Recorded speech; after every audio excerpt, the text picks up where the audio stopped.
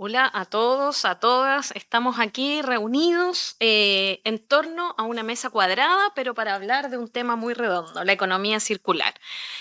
Bueno, algunos me dirán, en realidad no es cuadrado, sino que es un rectángulo, pero, pero aquí estamos con Juana, que nos acompaña desde Colombia. Ella está a cargo de los proyectos de sustentabilidad y nos va a explicar mucho más del acueducto y la empresa de agua potable de Bogotá.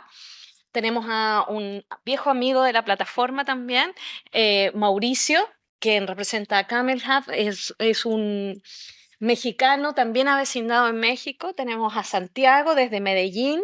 Se piensa, es su consultora, su espacio desde el cual nos va a ir contando qué pasa con Medellín Green. Y también a Jorge. Hola Jorge, ¿cómo estás? ¿Cómo Aquí estás, está Irina? centrado en las personas. Ahí nos va a contar cómo él está trabajando y desarrollando los temas de capital humano y de felicidad. ¿Ya? Hay países que ya están midiendo el índice de felicidad, países dirigidos por mujeres, 3 países ya, liderados por Nueva Zelanda. Entremos en materia entonces. ¿Cómo puede la economía circular apoyar a los distintos sectores económicos y a los países y qué se está haciendo en los distintos países? Juana, ¿nos podrías contar cuál es la experiencia de un sector tan prioritario como el agua? Pensamos que 6 habitantes de cada, tú nos puedes decir más, casi un 4% de los habitantes de este planeta viven en- con problemas de escasez hídrica. Cuéntanos qué están haciendo en Colombia y cómo han ido circularizando el agua. Muchas gracias, Irina. Sí, yo hago parte de la gerencia corporativa ambiental de la empresa de acueducto y alcantarillado de Bogotá. Nosotros atendemos a casi 11 millones de suscriptores en la ciudad, perdón, 2 millones de suscriptores, 8 millones de habitantes en la ciudad de Bogotá y 11 municipios aledaños en Colombia. El tema de economía circular en la empresa es clave porque, por un lado, necesitamos garantizar la prestación del servicio a todas estas personas en la ciudad en un escenario de cambio climático. Entonces, debemos ser muy eficientes en esa prestación del servicio. Y también en la prestación del servicio de alcantarillado, en el tratamiento de aguas residuales, también tenemos retos de circularidad por los materiales que resultan de este proceso. La empresa en este momento se encuentra en el proceso de formulación de un plan maestro de gestión de lodos que nos va a permitir atender esa demanda de tratamiento cuando entre a funcionar la nueva planta de tratamiento de aguas residuales que nos va a permitir cumplir con el 100% del tratamiento de vertimientos de la ciudad. En este momento solamente tratamos el 30%, pero pues la idea es ampliarlo y eso lo que va a resultar es en la generación de toneladas diarias de lodos que son un material súper importante para diferentes actividades que también generamos en la empresa. Entonces, la empresa también, una de sus responsabilidades es el mantenimiento de la infraestructura, de la estructura ecológica principal de Bogotá, en donde están los humedales, etcétera, que permiten el drenaje. Entonces, poder utilizar esos materiales que salen del tratamiento de agua en ese tipo de actividades es una prioridad para la empresa. El agua tratada también que sale del tratamiento de aguas residuales también es una oportunidad de gestión circular en el sector. La empresa también tiene previsto el tema de generación de energía eh, a partir no solo del tratamiento de estos lodos, sino también aprovechar ese potencial el tratamiento de agua potable y la distribución de agua potable. Eso ya lo venimos haciendo desde el año tal vez año 2000, en donde se genera electricidad a partir de la diferencia entre el embalse y la captación, en el proceso de captación. Entonces, esa energía que antes se desaprovechaba, hoy la aprovechamos y en el proceso de distribución, y eso nos permite ser hoy carbono neutro. Somos la única empresa de servicio de acueducto alcantarillado en Colombia que es carbono neutro. Entonces, ahí tenemos, aprovechamos energía, aprovechamos materiales y aprovechamos el tema de agua. Estamos empezando, el tema de energía va avanzado, el tema de materiales, tenemos varios pilotos que se han hecho en los últimos 10 años, pero la idea es que a partir del próximo año le metamos toda la ficha para lograr integrarnos, porque el tema de economía circular en ciudades es integrar sistemas. Entonces, tienes el sistema de energía, tienes el sistema de alcantarillado y tienes el sistema agropecuario, que es el que nos permite utilizar esos residuos. Perdón. Exactamente, y permite la simbiosis industrial. Y sobre simbiosis industrial también hay harta experiencia en México. Cuéntanos un poco, Mauricio, de los sectores y cómo trabaja la simbiosis industrial. Entiendo que desde el tequila hasta el cemento. Así es. Y pues ha habido como unos esfuerzos en los últimos 15, 20 años, donde diferentes sectores han empezado a apostar en tecnologías que puedan ser compatibles con otros procesos o con otras industrias.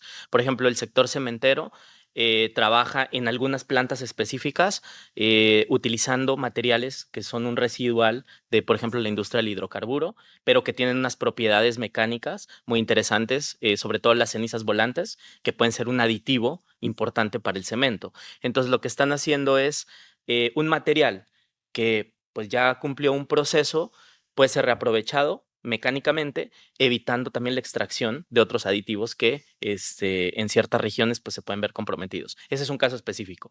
Otro caso es el que mencionas del sector tequilero, donde además de haber una eficiencia en todo el ciclo de vida y en todo el ciclo productivo del tequila, empiezan a compartir estos remanentes para generar bioplásticos o para empezar a explorar nuevos materiales que después van a derivar en autopartes o en productos específicos de industrias que nada tienen que ver con el tequila. Entonces, ese es un esfuerzo más de sector y de empezar a conectar con industrias que son fundamentales en la economía mexicana. ¿Qué retos creo que están como aún por resolver? La escala. O sea, que realmente llevemos esto a que todas las industrias empiecen a explorar oportunidades macro, ¿no? Con el sector de al lado o con la fábrica que está en la cercanía, porque todavía se ven esfuerzos muy específicos de ciertas industrias que a lo mejor ya lo han probado en varias operaciones que tienen en el mundo y bueno, en México pues llegan a replicar el modelo, pero falta de pronto un mayor impulso hacia allá. Hay un tema que me encanta y es que en México los parques industriales tienen, yo creo que es uno de los que tiene un mayor potencial para hacer simbiosis industrial, porque estás hablando de, al menos de la Asociación Mexicana de Parques Industriales, hay 360 parques en todo el país. 3,000 empresas que están hoy geolocalizadas como en clústeres, ¿no? Y hay de todo. O sea, hay empresas del agro, hay empresas de la transformación, hay empresas de manejo de materiales, que si tú te imaginas 360 parques trabajando con simbiosis industrial, imagínate el impacto que pudiéramos generar, no solo en eficiencia en el uso de los recursos, para mí esa es como la punta del iceberg. O sea, somos eficientes, pero además de ser eficientes, se empiezan a desarrollar un sinnúmero de mercados, de nuevos negocios, de empleo, porque empiezan a aparecer un montón de actores nuevos, ¿no? Gestionando desarrollo tecnológico, ni se diga, porque deberíamos estar gestionando nueva tecnología para ponerla a la medida de las interconexiones sectoriales. Y México, pues es un país, usted sabe, ¿no? Es larguísimo y anchísimo.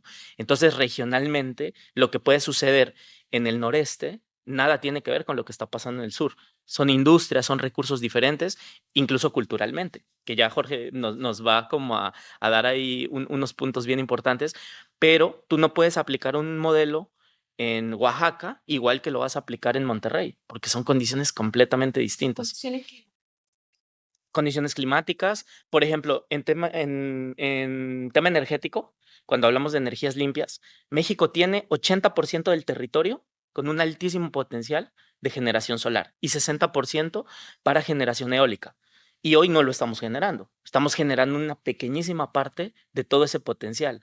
Entonces, si uno lo viera hacia futuro, México debería ser una potencia en energías renovables, ¿no? Tanto para consumo como para incluso exportación, desarrollar negocios o tecnología de almacenamiento, etcétera. Hoy no está pasando, hay cosas que están andando, pero bueno, vamos poco a poco, ¿no? Ojalá se acelere. no está pasando la circularidad en todos los sectores, pero sí a nivel de territorios, me imagino, y vamos a seguir hablando sobre eso. Y respecto a territorio, Santiago, desde Se Piensa, ¿cómo han trabajado? Y cuéntanos la experiencia en Medegreen. Bueno, un cordial saludo para todos. Es un placer de verdad compartir este espacio de nuevo. Yo creo que hoy las ciudades tienen que pasar por un contexto histórico primero de lo que ha sido los últimos 10 o 15 años de esa promoción y proyección de economía circular. Y creo que hay que empezar por evidenciar que el gran confinamiento, este encierro que nos ha dejado el COVID, ha acelerado la necesidad y la demanda de que esta economía figure, ¿cierto? Nosotros dentro del tanque de pensamiento Se Piensa hemos proyectado a nuestra ciudad Medellín en los próximos 10 años a 2030 como la referente de sostenibilidad e innovación en América Latina y el Caribe. ¿Bajo qué premisa? Cumplir los 17 Objetivos de Desarrollo Sostenible, crear una marca región que posicione el nombre green o verde como referente internacional, pero lo más importante es cómo invertimos la pirámide de necesidades productivas en el Valle de Aburrá de lo lineal a lo circular. Entonces, esta apuesta de Medellín 2030 nos lleva a que empresarios, universidades, gobiernos que vienen desarrollando en área metropolitana del Valle de Aburrá y Antioquia, o sea, casi unos 40 años de planeación conjunta, también entidades universitarias y de nivel superior académico han estimulado la necesidad de la marca Medellín. Medellín como iniciativa circular también promueve esa transformación de un punto A a un punto B en materia productiva. Ejemplo claro es una compañía muy famosa en América Latina que es colombiana, que es Leonisa, a la cual hemos venido acompañando, por ejemplo, en cómo el PET del plástico, transformado con 20% de algodón, nos puede arrojar excelentes prendas deportivas. ¿Esto qué evidencia? Hoy hay grandes sectores económicos de la línea tradicional o de la tradición económica como agroindustria, alimentos, moda, construcción, que están migrando a la economía circular de una manera muy rápida. Y es vertiginoso ese crecimiento que incluso se acelera hoy con este gran confinamiento. El escenario post-COVID también nos va a ofrecer la oportunidad de que veamos la economía circular en las ciudades como un imperativo de la política pública. O sea, no generar políticas públicas única y exclusivamente para economía circular, sino transversalizar ese modelo como obligatorio. En eso creo que hemos dado pasos agigantados en el Valle de Aburrá, ya que para tú iniciar, por ejemplo, una infraestructura en construcción vertical, o sea, edificios de gran tamaño, ya sea para hotelería, propiedad horizontal o cualquier actividad comercial o de oficinas, tiene que cumplir con 5 guías de sostenibilidad ambiental para que te autoricen la licencia. Son pequeños pasos que se dan. Esas 5 guías de sostenibilidad y eficiencia energética van medidas obviamente con los 17 Objetivos de Desarrollo Sostenible, con las características o requisitos que la red ICLEI de ciudades bajas en carbono nos promueve, también la red Metrópolis y todo ese gran conglomerado como la Plataforma de Economía Circular para las Américas que también facilitan el naturalizar y normalizar la economía circular como algo ya incluso de nuestro ADN. Que si hacemos una metáfora de lo que es la economía circular, realmente reivindicarnos con el territorio como lo hacían los indígenas. Es volver al origen y promover un uso eficiente de los recursos públicos y naturales de nuestro territorio para la maximización del desarrollo humano integral. Entonces yo creo que hoy Medellín como oferta de marca ciudad también se ofrece como una buena práctica y lección aprendida de algunas ciudades referentes, de algunos países referentes que nos obligan a pensar en el largo plazo como un cambio comportamental, de conciencia también, pero en especial de lo que hoy nosotros hemos denominado las ciudades 4C del futuro, que son compactas, circulares, cero emisiones y con una ciudadanía consciente permanentemente, Irina.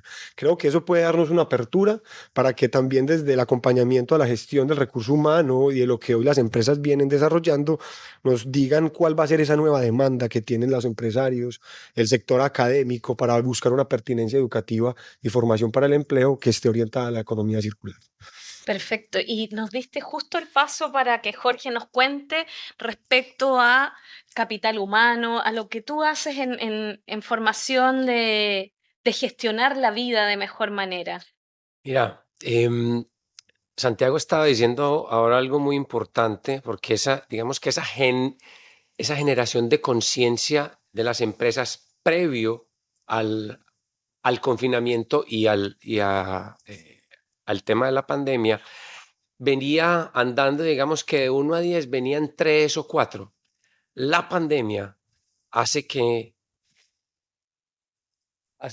la pandemia lo que ha hecho es acelerar esto, es acelerarlo profundamente porque la gente ya confinada, no 1 o 2 meses, pero ya llevamos 7, 8 meses, entonces digamos que todas las personas están trabajando en casa. Como están trabajando en casa ya 6 o 7 meses, la gente comienza a enloquecer. Y ese enloquecimiento lleva a que los jefes, a los empresarios, digan, bueno, ¿qué es lo que vamos a hacer con mi gente? Porque al final esto ¿a dónde apunta? A la productividad de las empresas. Eso es lo que le interesa a la gente. O sea, es productividad medido en dinero, en rentabilidad, en disminución de costos, en disminución de tiempos de ejecución de los procesos. Y lo que hemos visto es que las empresas y empresas de todo tipo se han volcado a ver cómo es que entrenan a su personal para que en 6 áreas de su vida, que esto se llama la rueda de la vida por el tema, yo creo que también es por el tema circular, cómo comienzan a balancear su vida para que realmente comiencen a tener tranquilidad y bienestar personal, y que ese bienestar personal haga pues que exista el bienestar económico de las empresas. Perfecto. Oye, una cosa ha sido el confinamiento y yo creo que el confinamiento nos ha dado una palanca para acelerar aún más en las empresas y en cada uno de nosotros la revolución de la industria 4.0. Y en esa revolución de la industria 4.0 tan importante para la economía circular, cuéntanos, Juana, ¿qué están haciendo ustedes? ¿Cómo han ido incorporando la tecnología o cómo han visto que a través de este periodo de pandemia, de confinamiento, se ha acelerado el uso de ciertas tecnologías?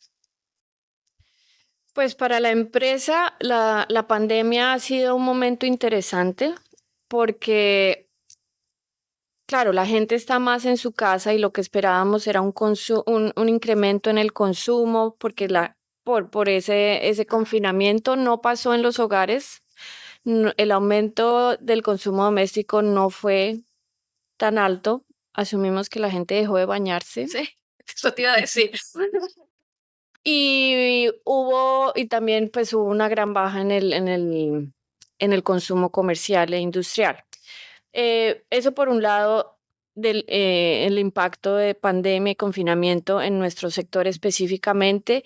Y por otro lado, en el tema de digitalización, sí fue un proceso que nos obligó y nos llevó a ponerle el acelerador al proceso de digitalización hacia adentro y hacia afuera. Entonces, hacia adentro, pues como la mayoría de empleados administrativos, los operarios sí tuvieron que mantenerse trabajando, pues porque el agua fue el único sector realmente, digamos, que tuvo que estar ahí por todo el tema sanitario.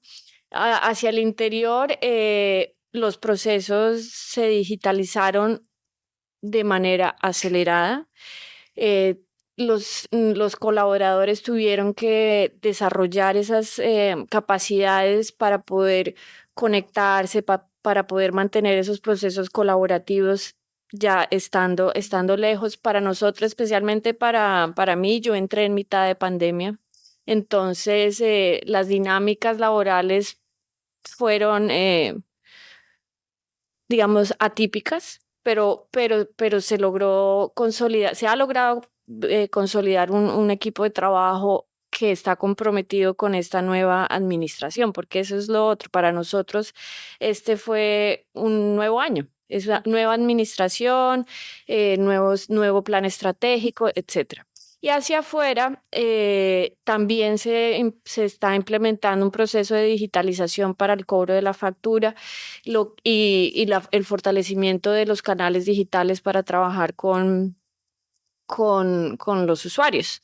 Y eso pues tiene claramente un impacto sobre la economía circular, la estrategia ambiental de la empresa, lo que ha logrado reducir hasta cierto punto el consumo de materiales que pues nos demuestra que es posible.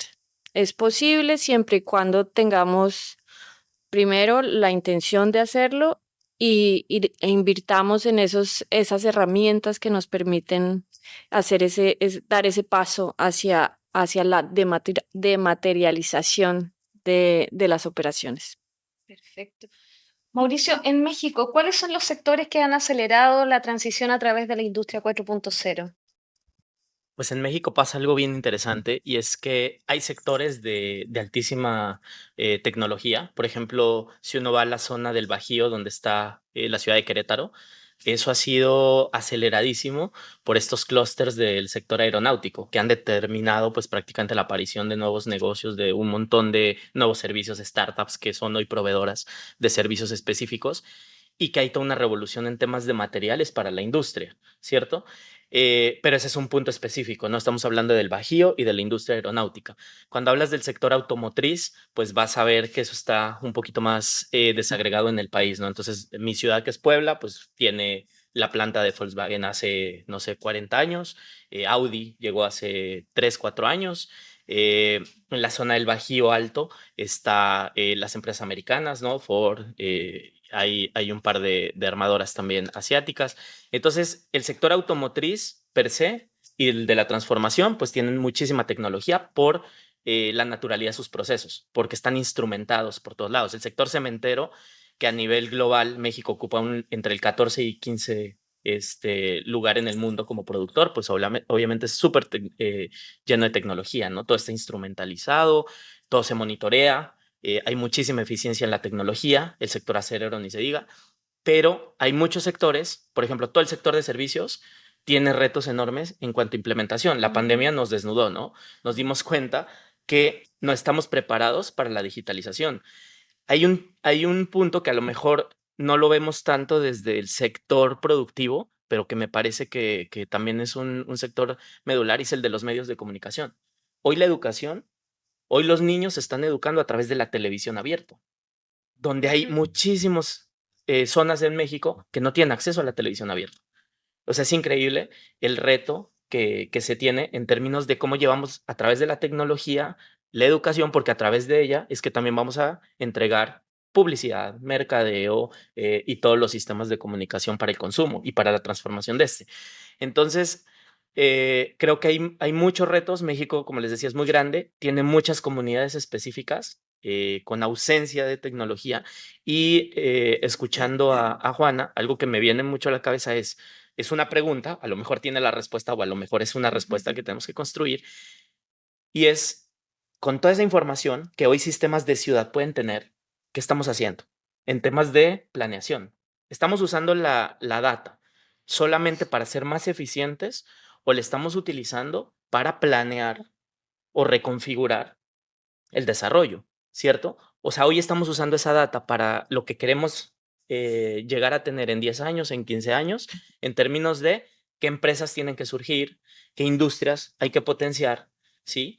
Y cómo la educación la tenemos que alinear, no solo desde el niño que tiene que aprender a consumir o a comportarse diferente, lo que hablaba Santiago desde Medellín, sino cómo esa persona va a ser el empleado del futuro y que vaya adquiriendo las condiciones y las competencias para desempeñarse. Entonces, creo que en la industria 4.0 tenemos que quitarle el estigma de que va a matar trabajos, como que esa automatización que va a sustituir a la gente y entonces la gente saca el trabajo. No, y vuelvo al punto.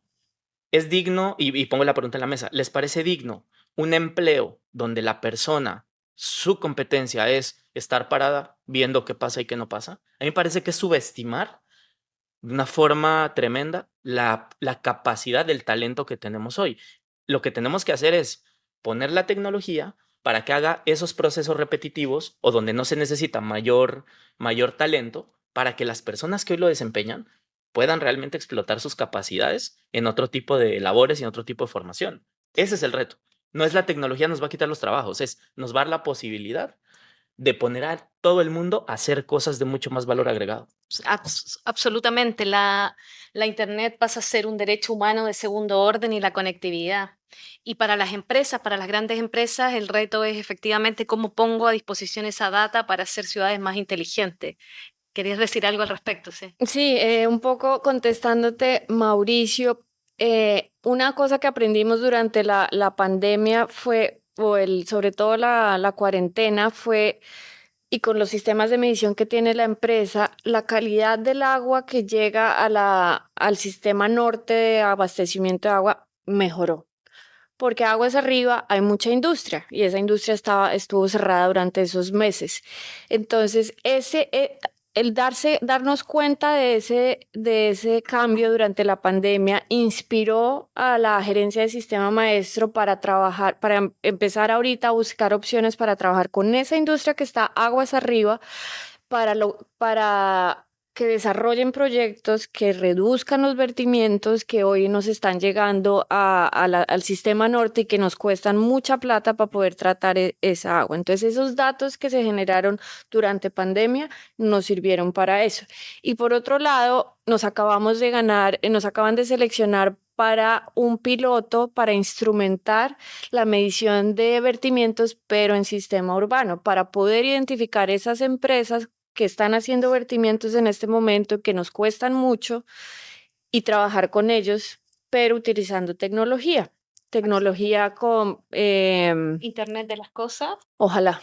Ujú. Vamos en este momento justo, estuvimos presentando la idea y el propósito es decidir cómo hacerlo, pero ese tema es clave en nuestra gestión. Cuéntanos, Santiago, ¿qué tan inteligente es Medellín en términos de fomentar el ecosistema de emprendimiento de innovación sostenible? Miri, ¿Hay algunos quick win, algunas empresas que estén ahí dando la nota, como dicen los de hecho, colombianos? es muy interesante lo que mencionaba Mauricio y Juana, porque yo creo que, miren, en 2018 la ONU sacaba un informe sobre los trabajos del futuro que iban a dejar de existir. Como muy bien tú lo dices, Mauro, de pronto no es la tecnología la que va a acabar con esos 75 millones de empleos, sino que quizá es el desuso de ciertas actividades humanas, como ser repetitivos, mecánicos y operativos, que es una función que le encanta hacer a las máquinas, ¿cierto? Entonces, indiscutiblemente, la robótica y la automatización sí va a reducir ciertos números de trabajos que son de carácter operativo, de alta rotatividad, manufactureros, manuales, pero va a estimular la creación de 109 millones de empleos. Y es ahí donde, por ejemplo, la apuesta de Medellín se quiere concentrar. Ya sabemos que hay una gran masa crítica de ciudadanía que va a dejar de tener, digamos, la idoneidad del conocimiento pertinente para el escenario que se avecina. Porque la cuarta revolución industrial es un parpadeo, de hecho. Ya están hablando de la quinta revolución en países como Estados Unidos, Europa, Asia Menor. Entonces hay que ver también a América Latina en esa transición hacia la quinta revolución, en qué estado queda, ¿sí? Hoy yo creo que el gran confinamiento, como lo denomina el Fondo Monetario Internacional, aceleró esa brecha que hablábamos del 2030 como el momento de quiebre en el cual íbamos a evidenciar esa pérdida de empleos. Hoy esa pérdida de empleos incluso se da por efectos de eficiencia dentro del mismo sistema económico. Un ejemplo, hoy ya estamos viendo cómo operarios de medios de transporte, barcos, vehículos, hasta aviones, están siendo automatizados, ¿sí? Primer sector que, digamos, va a vivir un gran cambio.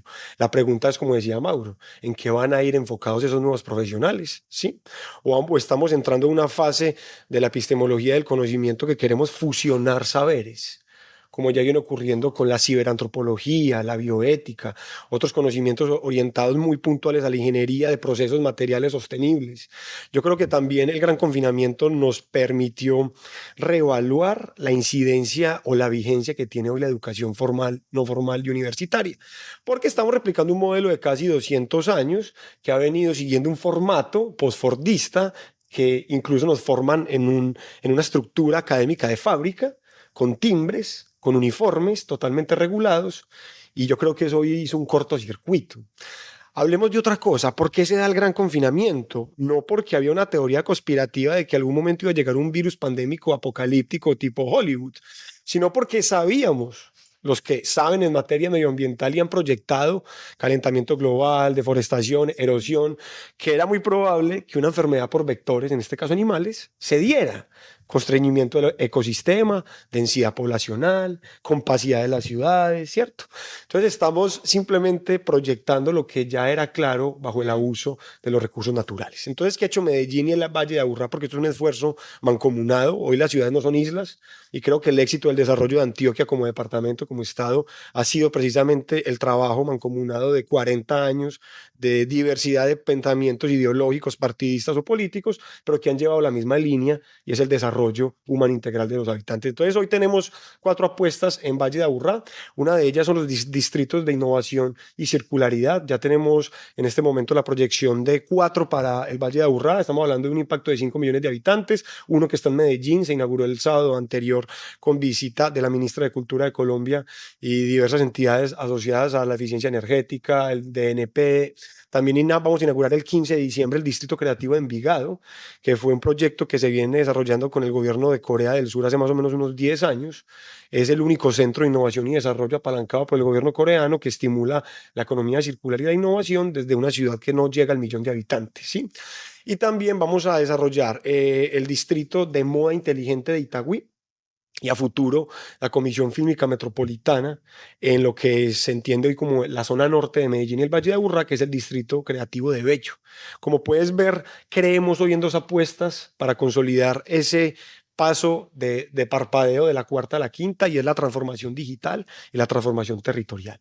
Si hoy como gobiernos, como autoridades, como universidades, como organizaciones no gubernamentales no incidimos en la transformación de la agenda territorial, cómo el territorio induce a comportamientos sostenibles y también cómo la transformación digital nos facilita esa inducción, teniendo una fórmula clara de que sostenibilidad más tecnología nos resuelve o nos minimiza la pobreza, que es otro de los debates que hay que concentrar sobre la economía circular: competitividad, empleabilidad, claro, pero ¿qué tanto estamos disminuyendo la pobreza? ¿Qué tanto la economía circular le puede hoy aportar a la igualdad de países como los nuestros que tienen tanta diferencia y brecha social?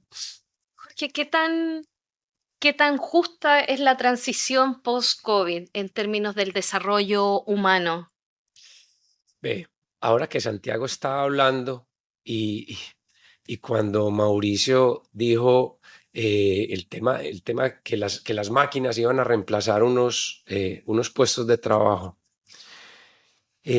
yo lo que me estás preguntando, yo me puse a pensar y digo, hombre, es que esto va a ser una transición que para algunas personas va a ser muy difícil, porque han construido unos hábitos de hacer unas cosas por 10, 15, 20 años.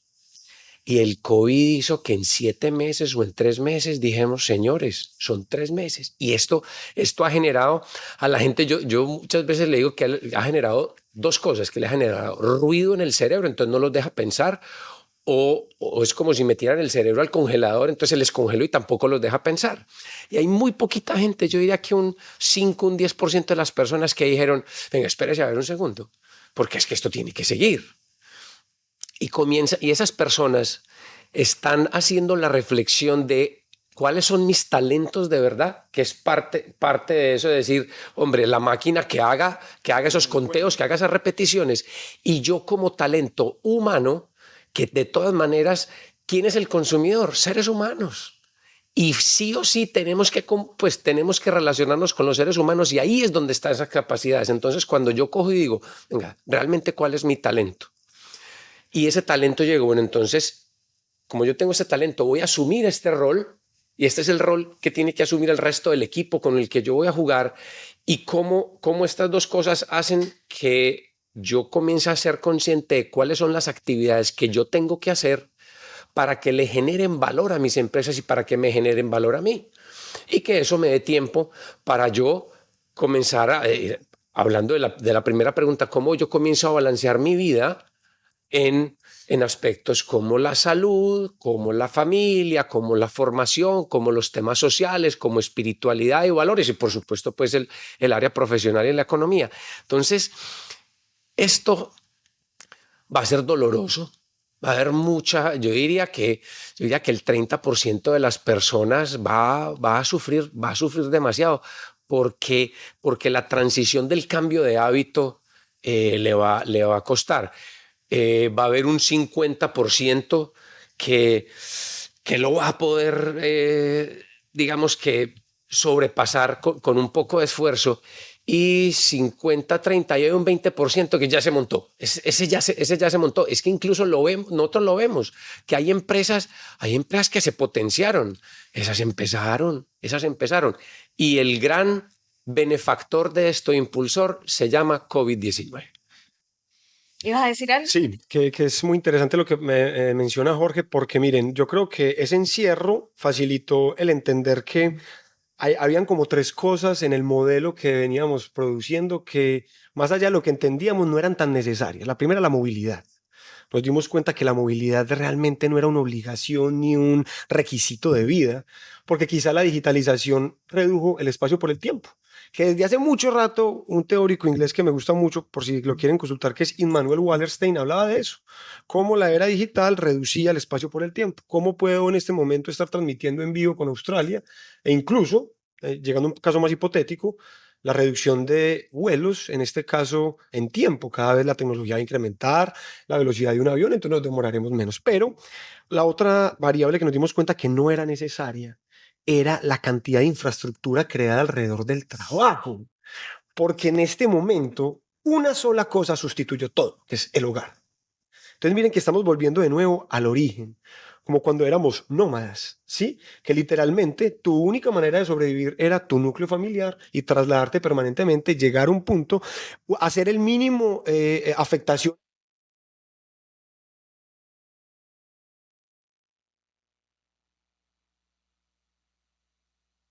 Porque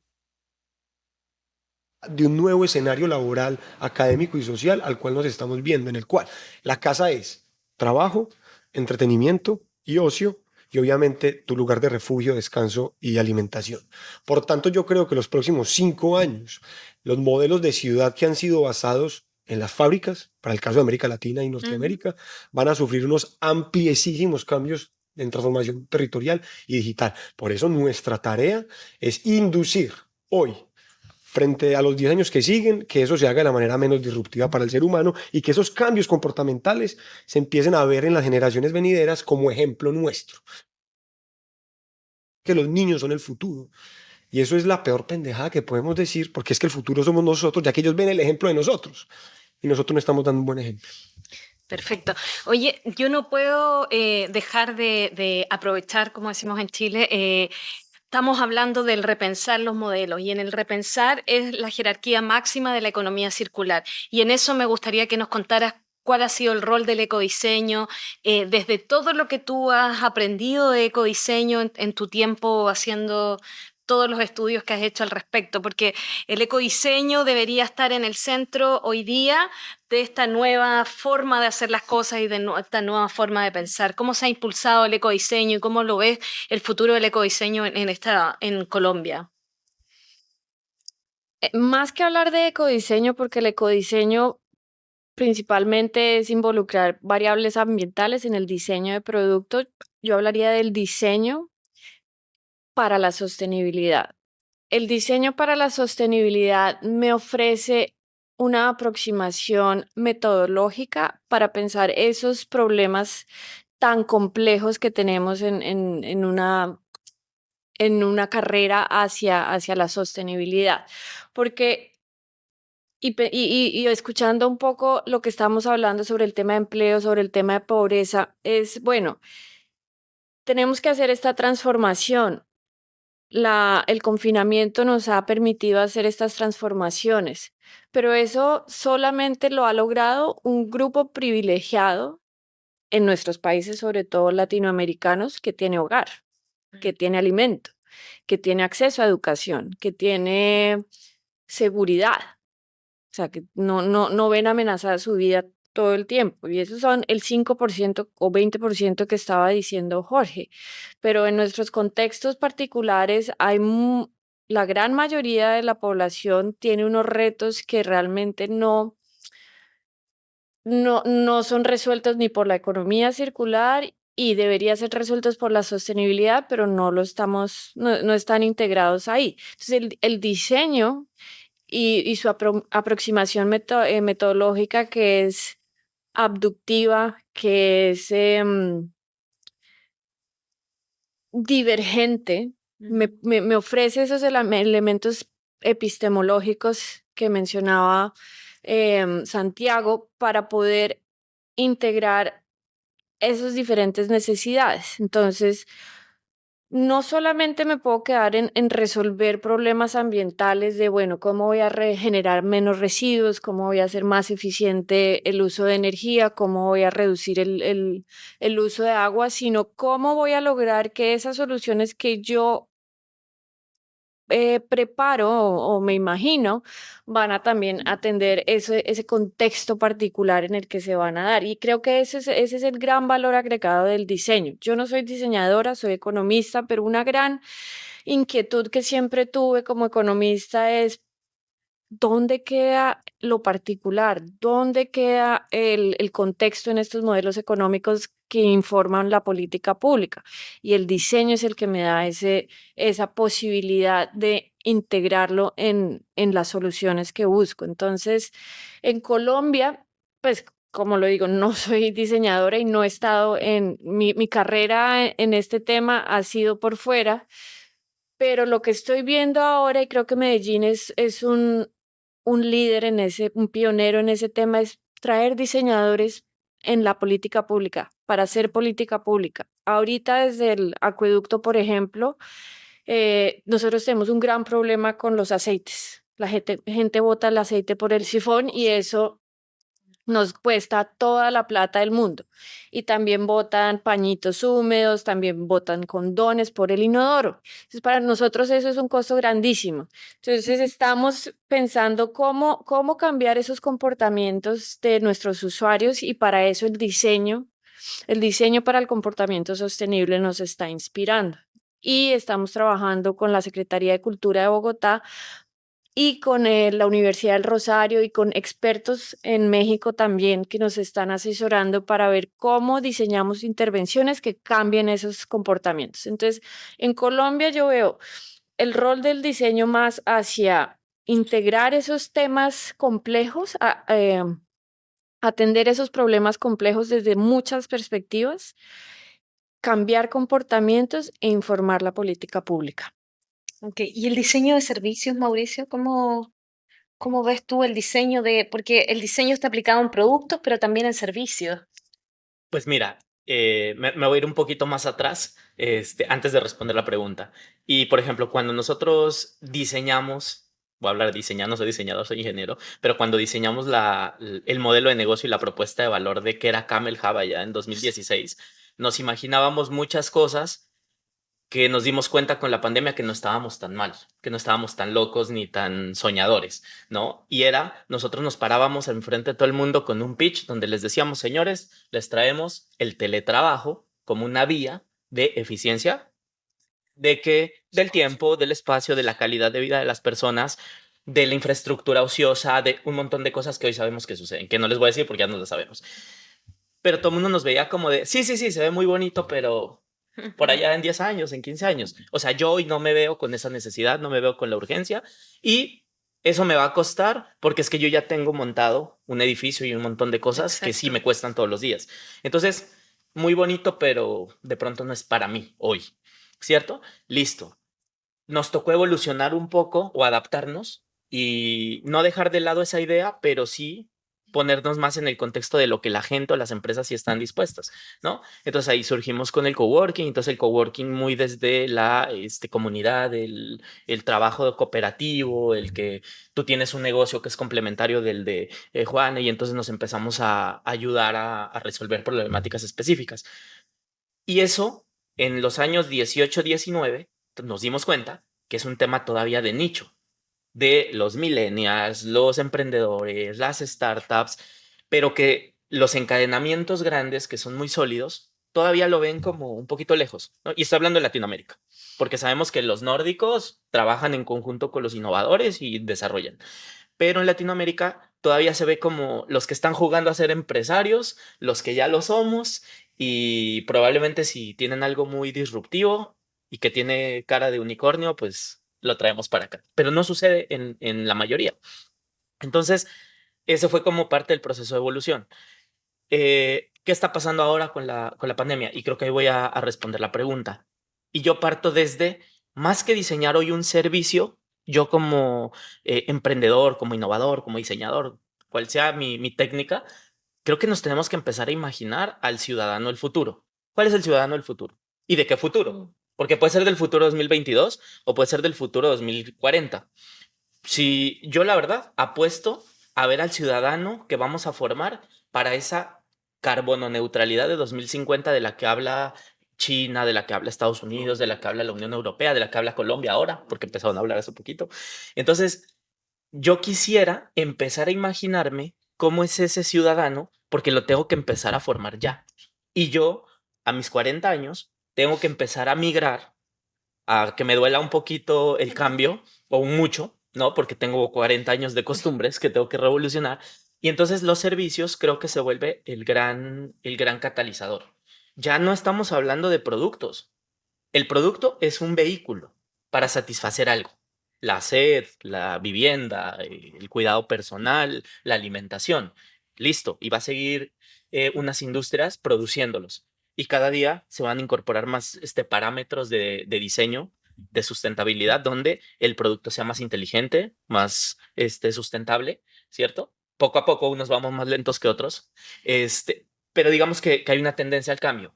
El marco regulatorio tiene que empezar a darnos bases para ayudar, porque ese es un ejercicio que va muy ligado a los servicios. En los últimos 8 meses, en el análisis que estamos haciendo de todo el marco regulatorio de México, enfocado a cómo el marco tiene que ser el gran catalizador de la economía circular, nos hemos dado cuenta que tienes un rompecabezas de 10, 12 piezas que no se conectan. Estás hablando de aguas nacionales que no mencionan cambio climático. Y este año se publicó una reforma, o sea, 2020. Entonces, la gente que está trabajando eso, no estoy diciendo que no lo sepan, pero no lo plasman. No hablan de cambio climático. Hay una ley de cambio climático desde hace 5 años, pero que está desvinculada del ecodiseño, ¿no? O sea, no lo menciona, no lo conecta. Salen iniciativas de ley que mencionan temas asociados a la economía circular, pero muy desde el enfoque del reciclaje, De los residuos. del final del tubo, de qué hacemos con lo que me sobró, más no cómo evitamos que eso se genere o cómo desarrollamos nuevos materiales, ¿no? Y donde se hablan de muchos conceptos, pero poco aterrizados. No, investigación, innovación. Claro, ¿cómo? ¿Dónde? ¿A través de qué programa? Se mencionan los conceptos, pero no se establecen los mecanismos para realmente generarlo. Y no es una crítica, sino es un punto de urgencia en el que nos tenemos que sentar a resolver. Claro. Tenemos que darle como sustento a toda esa idea que está plasmada hoy o a conectarla en la vida de la economía circular. Entonces, vuelvo a los servicios. ¿Qué servicios tenemos que desarrollar? Tenemos que desarrollar los servicios del ciudadano que nos estamos imaginando. ¿Yo cómo me muevo hoy? Sí, las plataformas digitales de movilidad que hace 10 años no existían o empezaban apenas como a hacer sus pininos, hoy resuelven o aportan cuáles son las métricas. Y esas métricas las tenemos que mantener, las tenemos que mejorar, o cuáles son las falencias de esas plataformas hoy, ¿no? Porque tienen falencias que tenemos que mejorar. Que, por ejemplo, en el tema de servicios públicos, que es una gestión súper fuerte porque si hoy es complejo, en escenarios de 2030 y 2040, donde vas a tener 90% de la población en ciudades, o sea, mucho mayor densidad, menos recursos o más lejos, porque hay que ir ahora por el agua más lejos o hay que gestionar los servicios de otra manera, es cómo los vamos a resolver con la data. Porque la data es la que nos va a permitir poner a punto esos servicios. ¿Y cómo la vamos a compartir? El desafío de la Claro. innovación abierta, de Pero yo poner en pregunto otra abierta cosa. la información, poner abierta los datos. Mira, Pero hay ahí- otra pregunta, perdón. No es cómo la vamos a compartir. ¿Estamos dispuestos a compartir? Yo creo que también esa es la primera pregunta. ¿Hasta dónde estamos dispuestos a abrir los datos? ¿Sí? Porque creo que los sistemas de información hoy se tienen que empezar a volver de open data. democratizarlos a Sí, full. claro, Exactamente. por lo menos la información pública. Claro, que lo que hicimos es muy interesante porque en ese orden de ideas, miren que hoy tenemos una proyección mundial de crecimiento poblacional para los próximos 10 años en la cual el 20% de la población vivirá en megaciudades. Megaciudades, más de 10 millones de habitantes, o sea que estamos hablando hoy como de 47 megaciudades, ¿sí? Pero ese crecimiento se va a detener en esas megaciudades y se va a empezar a orientar a las urbes y pequeñas ciudades, que es donde, digamos, ese efecto que tú ahorita hablabas de que quizá la economía circular primero llega a los estratos altos, a las megaciudades, al mundo desarrollado y por último a las urbes, pequeñas urbes y el mundo bajo de la línea ecuatorial, ¿cierto? Entonces, Hoy yo creo que la mayor necesidad es cómo proyectamos nuestro territorio para el cumplimiento de esa necesidad.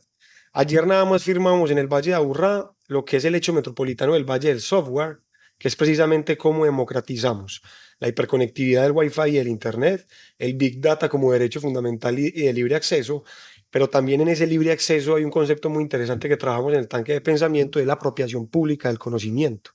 Cuando hablamos de apropiación pública del conocimiento, es de qué manera, con qué autonomía y con qué criterio llegan las personas a la información, ¿sí? ¿Cómo accedes tú a la información? ¿De manera libre? ¿De manera censurada? ¿Tienes unos conocimientos base para que esa información sea digerida de una manera adecuada o te llega parcializada? Entonces, esa apropiación pública del conocimiento va a ser determinante en el cómo y en el cuánto tiempo esas ciudades o urbes, esas pequeñas urbes, en las cuales se incluía Medellín, que para el 2050 no va a superar los 8 millones de habitantes contando los 3 valles, o sea, los 2 municipios aledaños grandes que son Río Negro y Santa Fe de Antioquia, aún así no llegarían a ser una megaciudad. Hay que empezar entonces a hablar, reitero, de ciudades que son cada vez más compactas, o sea, en su modelo de desarrollo son más concretas, más pequeñas, pero ofrecen todas las necesidades básicas en el territorio, lo que se llama los modelos de deslocalización. ¿Cómo yo induzco a una persona para que no tenga que ir de un punto A a un punto B a resolver una necesidad que la puede resolver en el punto A? Y en ese contexto, ¿cómo están las pymes preparadas? Porque las pymes son las que mueven la economía. ¿Cómo están la Total. pequeña y mediana empresa o la microempresa para la adaptación al cambio climático? Que de hecho es muy buena la pregunta, Iri, porque en Colombia y en especial en Antioquia casi el 80% de los, digamos, empresarios son pequeños y medianos, de los cuales en 2 años la gran posibilidad descartan la continuidad del negocio, o sea, se quiebran. Y hoy son los grandes empoderados de la transformación hacia la economía circular. Okay. ¿Por qué? Porque indiscutiblemente se dan cuenta que es más eficiente y más económico, que es algo que también estamos intentando proyectarle al gobierno nacional, a los gobiernos locales en materia de la circularidad de las políticas públicas. O sea, no crear una política pública para la economía circular, sino ingresarla de manera transversal como un imperativo del desarrollo dentro de la política pública. Para concluir, si nosotros no hacemos una combinación o una lucha de varias formas, va a ser imposible que esto se nos llegue a los próximos 10 años y tengamos sistemas de empleabilidad que no estimulen la precariedad como hoy se viene desarrollando con esas aplicativas precisamente de startups, Uber, Rappi, etcétera, que precarizan la condición de vida de los jóvenes. Y también te estaríamos hablando de casi el exterminio de una clase social que es la clase media, y simplemente existirían 2 clases: los que tienen la posibilidad de acceder a la información, de entender la economía circular y de vivir la realidad de un mundo anárquico, y los pobres, ¿sí? Y en ese orden de ideas, para cerrar, la pregunta es, ¿las personas en condiciones de vulnerabilidad viven de igual manera el cambio climático? No. ¿Las personas en condición de vulnerabilidad vivieron de igual manera el gran confinamiento? No. Mientras uno vive en 90 metros con 2 personas, ellos viven en menos de 40 metros con 7 personas, con condiciones de vida totalmente complejas. Entonces yo sí creo hoy que el reto es ver esta lidia de toros, que hoy la estamos viendo. Esto es una faena de toros que estamos viendo, este momento histórico, y decidimos de qué manera participamos en la faena. Por eso la gran decisión que tiene que salir de este CEFA, como le mencionaba a ustedes, a los del grupo de Fiebre Amarilla, es este CEFA nos tiene que permitir sacar un manifiesto de conocimiento público y que entienda América Latina y el Caribe que estamos dando pasos agigantados en articular y concertar una nueva manera de entender el territorio. Efectivamente, porque me imagino que las pymes, ¿qué capacidad tienen para poder adaptar su capital humano o adaptar las personas a esto? Porque finalmente sobreviven para llegar a la última línea en azul y no en rojo, digamos, durante el año.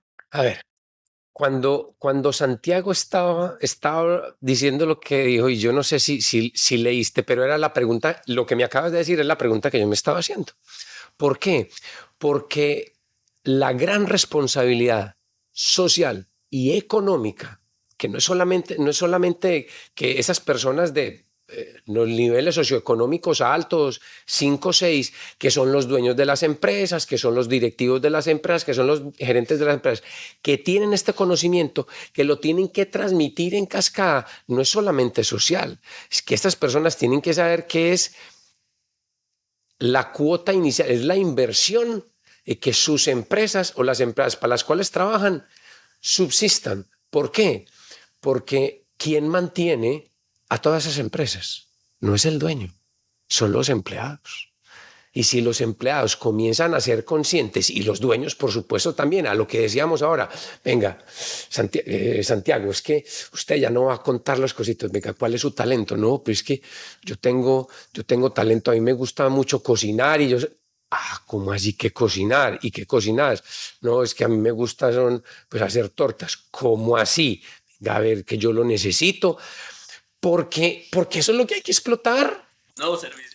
Es que, correcto, y entonces ahí estoy con Mauricio porque hay unos temas de innovación y que comienzan a ser transversales, que es un tema que vamos a tratar ahora en los próximos días. Hay un tema de transversalidad de cómo yo comienzo a inventarme nuevos servicios, nuevos productos con el talento que tengo hoy. Nosotros hace por ahí unos 8 o 9 años fuimos a Barcelona a ver un tema de cómo estaban las empresas del sector textil. Y teníamos una empresa, fuimos a visitar una empresa en Barcelona de 1820 y algo, ¿cierto? Ellos comenzaron en 1800 y pico, lo que hacían era tela de canvas para las velas de los barcos, porque eso era el medio de transporte, ¿cierto? Todavía los hermanos Wright ni habían nacido. 2005, 2006, por ahí, tenían tiendas, o sea, no producían nada, todo lo producían en Oriente, tenían tiendas, ellos se dedicaron a comercializar, o sea, es la evolución de la evolución, y ya tenían, conservaban pues su línea textil, tenían otras líneas paralelas, producían tintas, tenían que tener relación con lo que ya conocían, con su expertise, pero son otras líneas de producto y así avanzan porque si no se mueren. Absolutamente, si no, se mueren. Mira, partimos ahora, estábamos en lo micro, que es la pyme, cómo se adaptan al cambio climático, pero hay hacia arriba la I+D, investigación y desarrollo. Pasa que, por ejemplo, en Chile, la inversión en investigación y desarrollo ha disminuido en el presupuesto. Bueno, en cultura también, dado la contingencia, tienen que aumentar la reactivación, pero en investigación y desarrollo, investigación aplicada, ¿están trabajando con las universidades? ¿Cómo es la relación universidad, centro de pensamiento y cómo ese conocimiento baja a la industria? ¿Cómo va y ese pensamiento para la sustentabilidad, digamos? Sí, en el caso de Colombia, particularmente en la empresa de acueducto y alcantarillado de Bogotá, el tema de investigación y desarrollo es fundamental, porque por varias razones. Por un lado, nos sirve para pues, prestar un servicio eficiente, para lograr los objetivos de la empresa, los objetivos estratégicos, la satisfacción del cliente es clave para nosotros, cumplir nuestros requerimientos, los requerimientos de nuestras partes interesadas y pues tenemos una dirección dedicada exclusivamente al proceso de gestión del conocimiento. Entonces, dentro de la empresa hay un equipo muy, muy formado que trabaja en estos procesos e informa las demás áreas de la empresa, pero se apalanca con la universidad pública, con la universidad privada, en diferentes áreas. Para nosotros en el tema ambiental, utilizamos este tipo de alianzas y cooperación para temas como cambio climático. Cambio climático es fundamental en este momento para el tema de abastecimiento. El tema de biodiversidad. Nosotros, pues el agua no sale de la llave, claramente. Depende de una serie de ecosistemas estratégicos que están en el territorio de la ciudad, pero que son activos de la empresa. Entonces, así como tenemos activos en infraestructura gris, tenemos activos ecológicos que nos permiten prestar esos servicios. Entonces, tenemos que estar haciendo investigaciones sobre cómo es el estado de de esos ecosistemas. Y como les decía, ahora nos estamos metiendo en el tema cultural, en el tema de comportamientos, y para eso estamos trabajando con universidades como en este caso la Universidad del Rosario, y la idea es que que podamos compartir conocimientos. Y esas son las relaciones, digamos, de colaboración hacia afuera. Pero también escuchando un poco aquí a Jorge y a Santiago, tenemos un recurso que es muy importante utilizar adentro, o sea, adentro de la empresa. Y que no solamente se limita a las funciones que tienen las personas que trabajan en la empresa, pero Ujú. también hay intereses particulares que son interesantes para el proceso de transformación. Y al interior de la empresa, por ejemplo, desarrollamos conferencias magistrales en donde diferentes individuos o colaboradores que estamos ahí compartimos el conocimiento con todo el mundo. Somos una empresa de 3.000 personas, entonces, pues, y el otro día, por ejemplo, yo soy economista, el otro día escuché la presentación de un hidrólogo ingeniero de la empresa sobre la hidrología del sistema Chingaza, y pues la información que se logra compartir es fundamental. Entonces yo creo que es muy importante, sí, esas alianzas hacia afuera con universidades y centros de pensamiento, pero también aprovechar todo ese conocimiento al interior de la empresa que nos permita encontrar oportunidades. Y para el tema de economía circular lo estamos haciendo.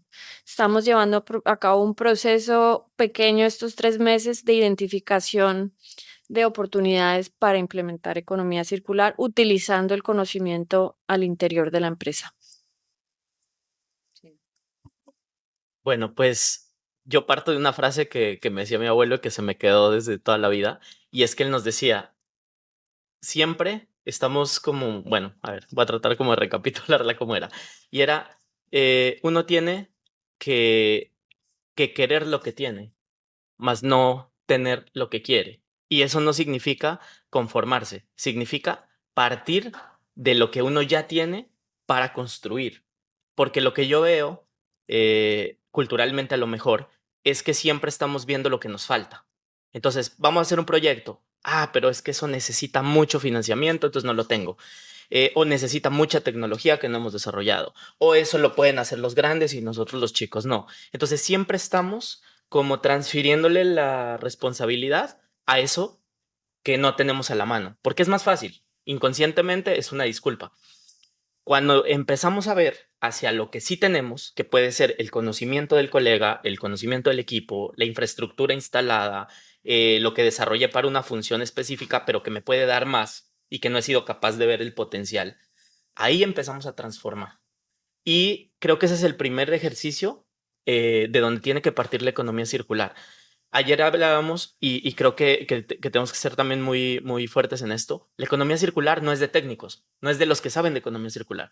La economía circular se tiene que volver un estilo de vida para cualquier persona, de cualquier estrato y de cualquier área del conocimiento, ¿cierto? ¿Por qué? Porque en la medida de que las personas demanden diferentes servicios, diferentes soluciones para su vida, va a transformar completamente la industria.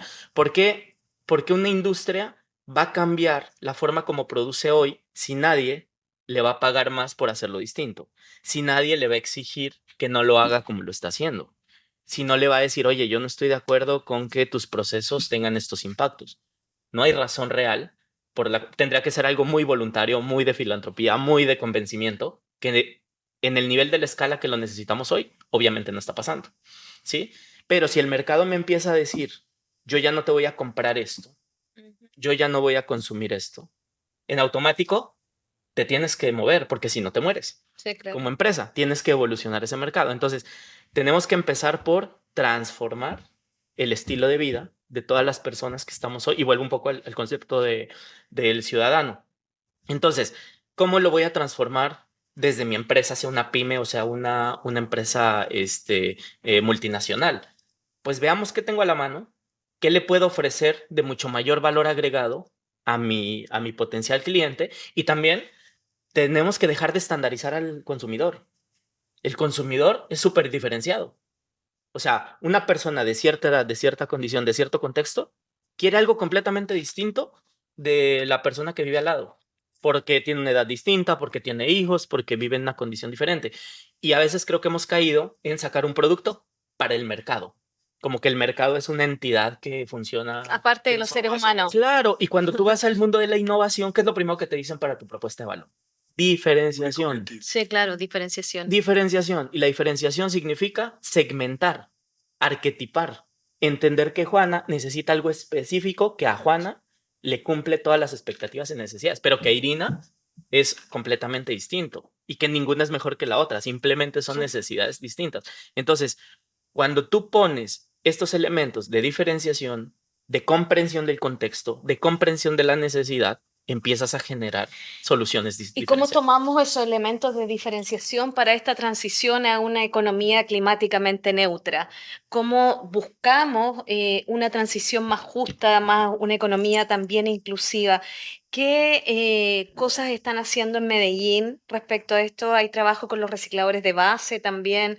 ¿Cómo ha sido esta transición justa a la que queremos aspirar como Yo continente? también aspiro pues que en 10 años no tengamos que estar tan jodidos como planeta de estar creando cada año una economía nueva con otro nombre. Y como vos decías, Mauro, yo tengo un niño hoy de 9 años que ojalá que cuando tenga 18 él no sepa que es economía circular porque es la economía, es ya. Va a ser la economía como literalmente sin ningún título adicional, la que impere, y eso es un proceso evolutivo que estamos nosotros desarrollando en el territorio, en especial desde tres ópticas. La primera es cómo venimos dándole un enfoque un poco más corporativo y empresarial a los recuperadores de residuos, que no se destinen única y exclusivamente a recuperar el material sólido recuperable, sino que también cómo lo pueden transformar para entregar productos y servicios diferentes y generar encadenamiento productivo. Lo segundo es, por así decir, creando un monopolio del uso eficiente de los recursos públicos, que está en cabeza de empresas públicas de Medellín, e intenta tener una diversificación de servicios públicos, obviamente basados en la sostenibilidad y en la sustentabilidad, y que además hoy le permiten a la administración pública municipal de la alcaldía de Medellín tener una solvencia económica muy amplia por las buenas prácticas en recaudo que tienen los antioqueños para el pago de los servicios públicos, pero también porque hay un sentido de pertenencia muy fuerte. ¿Hay un pago por recolección de basura Sí, también? claro. Pago por tasas ambientales, por recolección de residuos. ¿Cuáles son las tasas ambientales? Cuéntanos un poco más. Bueno, miren, eso es muy interesante porque nosotros a nivel jurídico, como área metropolitana en Colombia, ya que estamos en alcance internacional, hay una ley orgánica de ordenamiento territorial que le permite a las ciudades organizarse o en áreas metropolitanas o en distritos o en provincias, ¿sí? Medellín, durante los últimos 40 años, construyó una visión metropolitana para impactar los 10 municipios. Esos 10 municipios, en una junta metropolitana, en una mesa rectangular, se reúnen cada mes y dicen: yo voy a pagar el 2% de mis tasas ambientales para el desarrollo de todo el territorio. Y la gerencia del área metropolitana le devuelve el doble a cada uno de los municipios para poder impactar su territorio en medio ambiente, movilidad activa y transporte público y planeación del territorio. Otro de los recursos que está accediendo en términos de eficiencia de los recursos públicos en Antioquia es también el pago por infraestructura vertical que supera los 6 pisos. Entonces nosotros, para estimular el crecimiento vertical y no en laderas, que es una de las grandes dificultades que tiene Medellín por su conurbación, o sea, somos estrechamente un cañón que construyó en sus bordes de ladera, lo cual tiene unas problemáticas a futuro muy, digamos, que van a ir orientadas a lo que les mencionaba ahorita de la condición y calidad de vida. Y el tercer elemento fundamental que venimos trabajando con Medellín hacia esa sostenibilidad como referente es que gran parte del empresariado que está a borde del río Medellín o del río Urrá, que son empresas tradicionales, donde son empresas gigantes de una planta, típico postfordismo, acumulador, extractivista, migren hacia un escenario 4.0 de nueva generación. Entonces, hoy estamos invirtiendo la necesidad industrial y productiva de la región, que ha sido una de las apuestas también de los clústeres y de la Cámara de Comercio.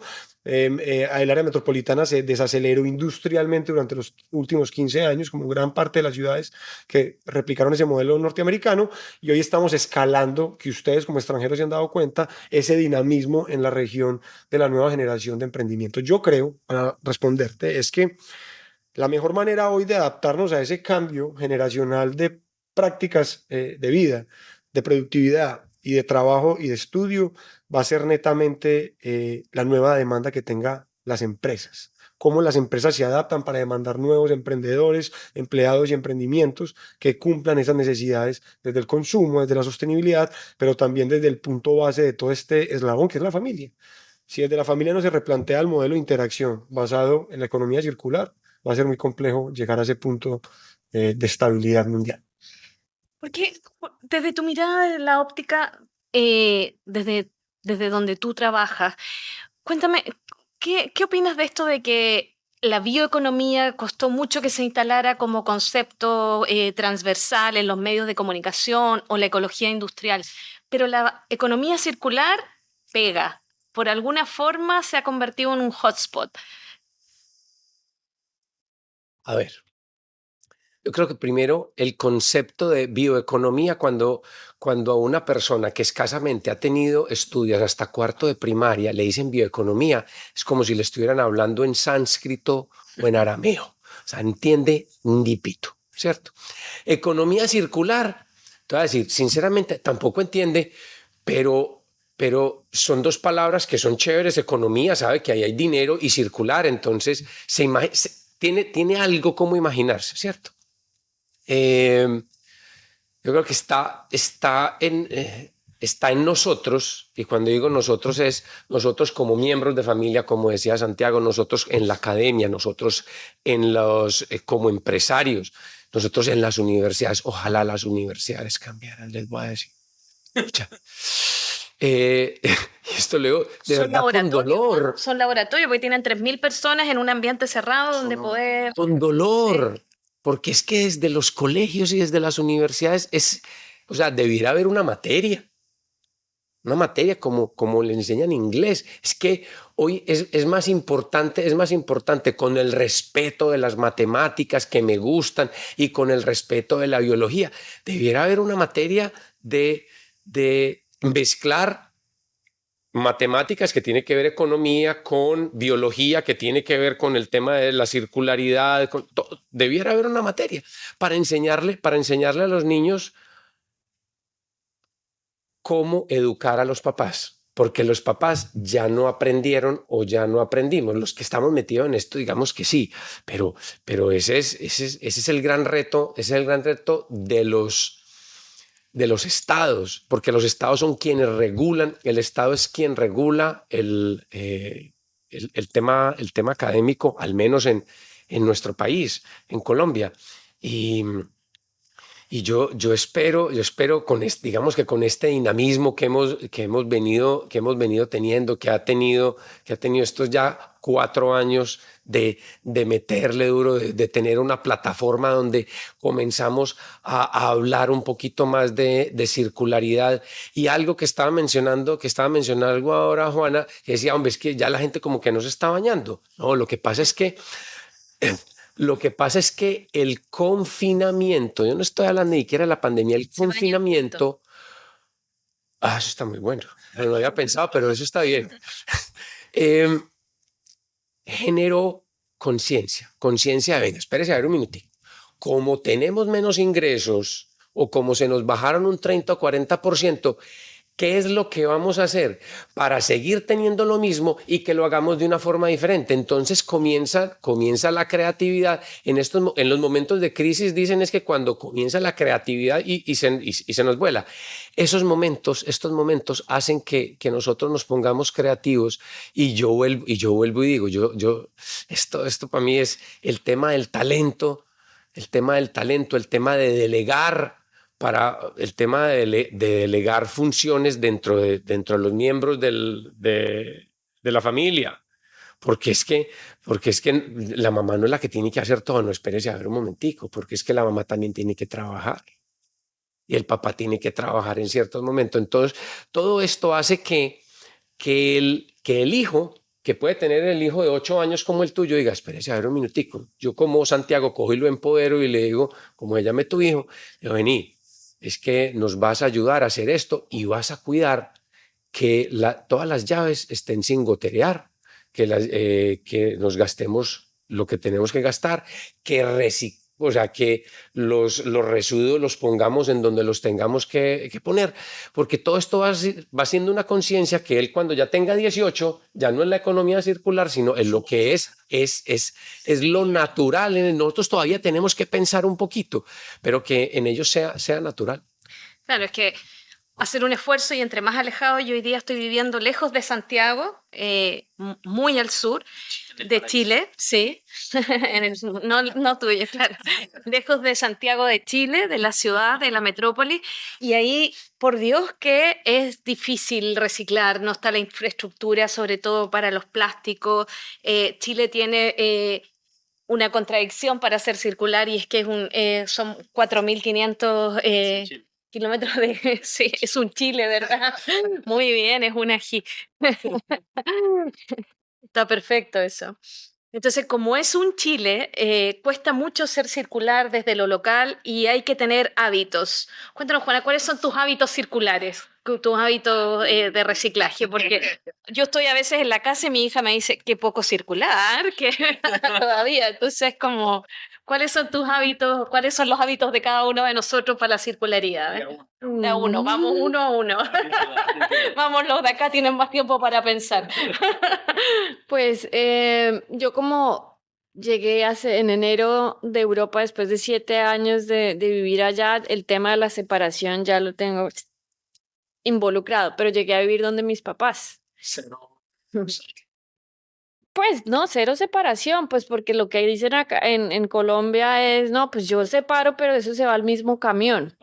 Exacto, pero es la creación del hábito, es la creación del hábito. Entonces, en la pandemia, en el confinamiento, hicimos una revolución en el tema de prácticas al interior de la casa de mis papás. Mi papá empezó a cocinar, cosa que nunca había hecho en su vida, talento, y hoy, después de 8 meses, ahí está, se turnan.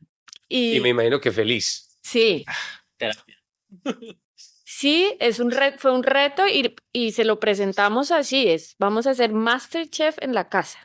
Cada quien va a cocinar un día y entonces hicimos esa transformación estuvo ahí. Y la separación de residuos en las tres, plásticos, PET y latas, papel y plásticos. Entonces eso ahí y en la casa también, ese es como mi principal hábito.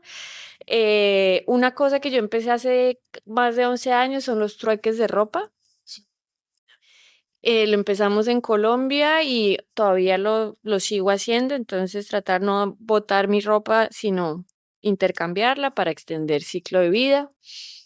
Esos son los que yo me imagino pueden aplicar. Pues a ver, nosotros cuando trabajamos con innovación, y creo que es un concepto que me gusta mucho porque cuando lo tienes en la cabeza, así crecí, además, porque vengo de una familia donde hubo mucho deportista, ¿no? Mi hermano futbolista, mis primos taekwondoines, etcétera. Creo que tenemos que sentirnos como atletas de alto rendimiento, donde hoy tenemos una marca, pero mañana la podemos mejorar.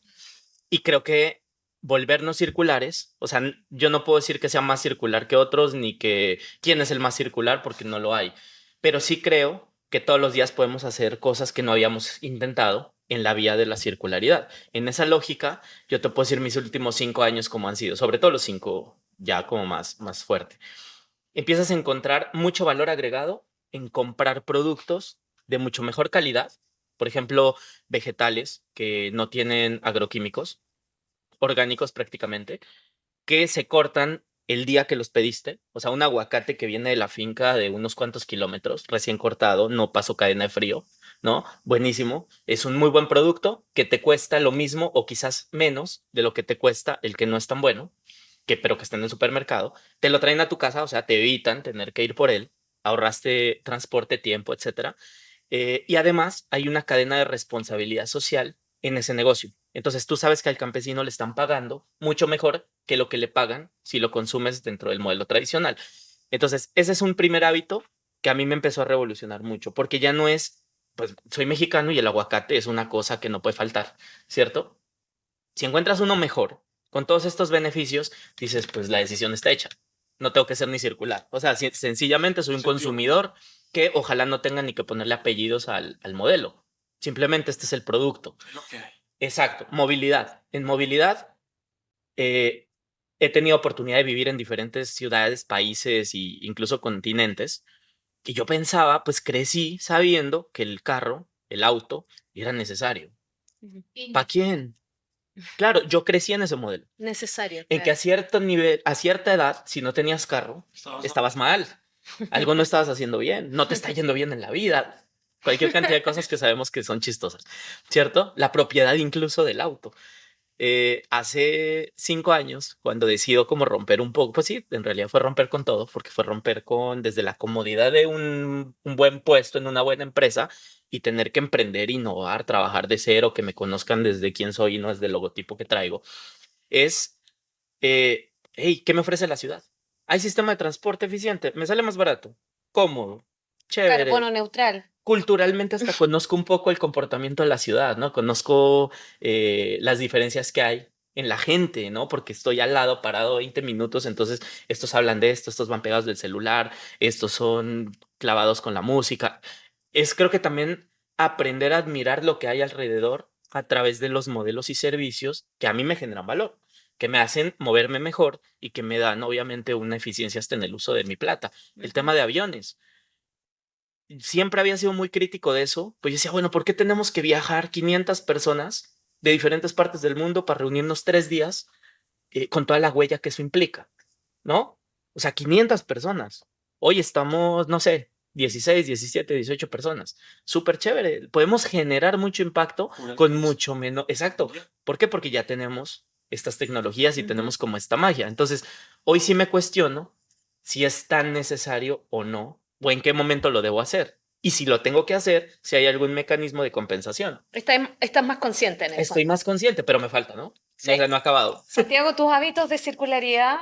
Miren, eso es una historia muy En lo bonita. cotidiano. Es una historia muy bonita porque particularmente mi madre es una mujer ya de 61 años. Ella fue casi 25 años docente de sectores menos favorecidos en Medellín y ha existido mucha cultura de la recuperación y el reciclaje y fue muy inducido por mi mamá desde muy pequeño, ¿sí? Ya luego, cuando ingreso a la universidad, yo soy de una universidad pública en Colombia, que es la Universidad Nacional de Colombia. Luego tengo la oportunidad de estudiar en España ciencia política también. Ahí fue como cuando yo empecé a hacer ese cambio, viendo que Europa, por ejemplo, en esa primera conexión que tuve, que nunca lo había conocido hace casi 10 años, era una ciudad que seguía siendo ciudades muy longevas, muy viejas, pero me sorprendió lo impecable que era Madrid, que era muy parecido también a Medellín en términos de socioculturalmente cómo identifica la estética del ciudadano la calle. En Medellín eso es un tema trascendental, las basuras son un tema trascendental. Entonces yo creo que el primer eslabón de esa historia es que nos enseñaron muy bien a reciclar. Mi mamá y esas experiencias de vida, yo decía, bueno, ya veo también que se pueden obtener recursos, bienes y servicios de la recuperación de basura, porque a nosotros nunca nos enseñaron el por qué reciclar, simplemente nos dijeron, no, porque es que no podemos tirar basuras, es que eso es malo, pues nunca nos dijeron que era un modelo incluso de negocio eficiente para hoy, ¿sí? Entonces creo que la recuperación en mi casa es fundamental. Yo vivo solo hace más o menos 2 años. El niño es el que se encarga en la casa, lo que no hay quien puede como la tarea de estar permanentemente verificando que la huerta casera esté eficiente. Nosotros tenemos también una especie de mini huertica de esencias y de productos básicos para el niño enseñarle. Yo cocino, me encanta cocinar. Por lo general, las parejas con las que he estado, ninguna cocina. Entonces, me ha parecido también muy interesante ese contexto. Desde tú cocinar hasta bañarte, tengo prácticas de reducción del tiempo. Hace 2 años he intentado reducir al máximo las carnes rojas. Quiero migrar a proteínas vegetales, pero es complejo, no ha sido fácil. Ahí voy. He estado como en esa transición de comida de mar, incrementando con granos, vegetales. Es difícil, es difícil. Abastecer todo esto. abastecer, abastecer todo este cuerpo andante. Otro que es muy importante, la movilidad activa, bicicleta y transporte eléctrico. Sin embargo, sigo con mi vehículo y quiero ya pasarme a uno eléctrico, ojalá. Necesito dinero para ello, pero creo que esa es la próxima meta. Y una que es muy común de las mamás antioqueñas, que son muy regañonas, es apagar las luces y desconectar el cargador. Creo que esa es fundamental. Además que hoy con el confinamiento nos dimos cuenta que dentro del teletrabajo somos más operativos, un poco más eficientes en términos de logros y reducimos mucho el impacto de huella de carbono. Eso es más o menos. Tus costumbres, Jorge, las de tu familia que has ido haciendo desde lo cotidiano. Es que, a ver, lo que pasa es que yo tengo un problema. Yo soy el más viejito, ¿cierto? Menos joven. Yo creo que es una oportunidad. Y sin embargo, y he sido deportista. Y los deportistas somos supremamente determinados. Entonces yo tengo varias cosas. Lo primero es que en mi casa nada está conectado a menos que necesite estar conectado siempre, como la nevera, y pare de contar. Todo lo otro no está conectado. Y en mi casa, quien entra a la casa sabe cuáles son esas reglas, ¿cierto? Y a mis hijas les costó trabajo, pero ya me dicen, papá, o sea, desconectada, eso, número uno. Número dos, todo en mi casa tiene un único lugar. Solamente tiene un único lugar. O sea, que si yo soy ciego, yo soy capaz de llegar a donde están las llaves del carro que están en un punto determinado. Me acordé de una película, Mejor Imposible.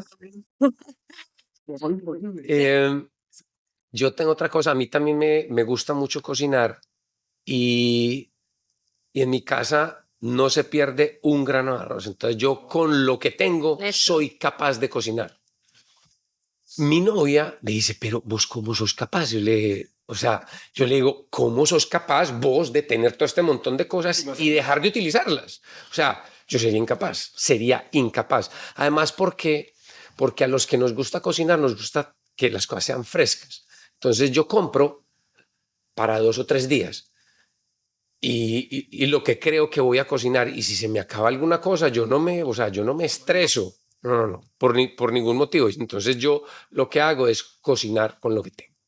Y esto me ha dado pie para que yo tengo unos vínculos con la iglesia, con la parroquia de donde estamos, y le dije al padre que yo quería ir y regalarle de mi tiempo y de ese talento que a mí Dios me dio, para ir a cocinarle a personas, ojalá fueran niños. Él tiene 600 niños. Entonces le dije, no, 600 pesos, espere, no, denme de a poquitos. O sea, yo primero un almuerzo, Deme de a 10. como otro almuerzo. No, pero yo a 50, entre 50 y 80 los manejo y después veo cómo soy capaz de manejar los otros. Y porque con poquito o con lo que hay, soy capaz de hacer algo delicioso. Sí, mira, yo estaba pensando en eso también. Yo me acostumbré, las niñas saben que es el día del cuánto hay. Cuánto hay es con lo que cocinamos. Entonces, cocinar menos cantidades y aprovecharlo del otro día. Y ahí yo pensaba, la primera persona circular que yo conocí fue mi madre, que yo crecí en los años 80 cuando había una crisis económica muy importante y por lo tanto la ropa pasaba desde la hermana mayor al hermano menor. Cocinaba, aprendías a cocinar con lo que había y eso es súper relevante. Aprendí, por ejemplo, que el plátano con banano, como le dicen ustedes, entre más negro sustituye el azúcar. Entonces es maravilloso hacer un jugo con eso porque no necesita azúcar, no necesita nada y utilizas el cuánto hay.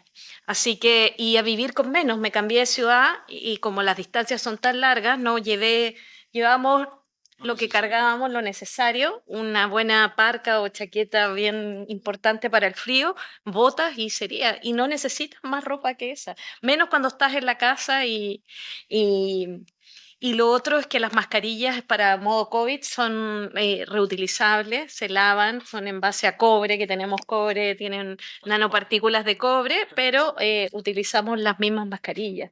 Pero yo me pregunto qué pasa con todas estas mascarillas y con todos los elementos que estamos usando para el COVID. No se imaginan la sorpresa que tuve yo cuando me envió varios amigos que se quedaron en el confinamiento en Miami. O sea, esa cultura de tirar mascarillas a 3 y 4 manos, llegaban a los mini markets y se quitaban los guantes y las máscaras y las tiraban ahí. O sea, hoy hay una escalada mundial de estos productos. Yo no sé qué vamos a hacer, muchachos. ¿Ustedes qué piensan? Los productos, bueno, van a llegar las mascarillas ahora también en las aguas residuales. Sí, no, claro, y ese es un problema, sí, que está ahí en el mar, etcétera. No, ahí es un reto de ecodiseño. Y también con el tema de delivery, todo el tema de domicilios, que todo está en plástico, todo es un tema sanitario. El icopor ha cambiado y ha sido reemplazado por materiales biodegradables y eso ha cambiado. pero el tema de plásticos, todo está empacado en plásticos. Viene una bolsa de papel y fuera una de plástico. Entonces, sí, por un lado hay que bajarle a la exageración, pero por otro lado sí se requieren plásticos. El plástico es un material que nos ha ayudado a mejorar calidad de vida, etcétera. El problema es que el plástico son productos de plástico de un solo uso. El Ajá. plástico no es el problema, o sea, en ese sentido. Entonces, yo sí creo que tenemos que invertir en ecodiseño, ahí sí en ecodiseño, para buscar materiales que se puedan descomponer, materiales que se puedan, y descomponer pensando en el usuario, o sea, no botarlo, o sea, en minimizar o acortar la cadena. Entonces yo me imagino, por ejemplo, todo ese plástico que me llega a mi casa, yo poder compostarlo en mi casita, o que se deshaga en el agua, o innovar de manera radical, pensando distinto y en ese futuro que está diciendo Mauricio. Entonces, hay cosas que son necesarias para tener la calidad de vida que tenemos hoy. Lo que hay que pensar es cómo producirlos, cómo diseñarlos y con qué producirlos de una manera que cumpla con esos principios de sostenibilidad. Yo quiero decir algo en este tema de cuáles son los hábitos de nosotros. Yo creo que lo más importante es dejar de tener vergüenza. ¿Por qué? Y esto tiene una profundidad. Tú creciste en los 80. Claro, yo también. Y mi mamá es una campeona, porque a mi papá se le dañaba un saco, pues el saco, y con ese saco yo pequeño, me hacía 2 chalecos, me hacía el chaleco para los domingos y un shortcito, y sacaba 2 o 3 cosas. O sea, en la casa no se perdía nada. Y en mi casa hoy, pues no se pierde absolutamente nada. Y el tema de la comida también. Entonces, cuando yo digo el tema a mí no me da vergüenza, es que tengo 2 tomates, una cosita de pasta, es que con eso hacemos una comida. Y entonces le dicen a uno los ciertos amigos, como los tuyos de Miami, pero venís, pues no, vamos y compramos. ¿Por qué? O sea, no tengo pena. Pero ¿cómo así? Que vos tenés solamente 5 blue jeans y ¿para qué necesito más? Es que no necesito más. Si yo tengo 10, es más, cuando empezó la pandemia, recién empezada la pandemia, yo me pongo mucho camisas o me ponía mucho camisas. Recién empezada la pandemia, yo dije, no, es que yo no tengo muchas, yo tengo lo que necesito.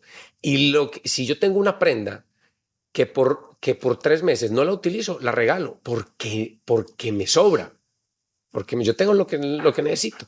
Vivir con menos. Sí, porque además sé cuánto tengo. Ah.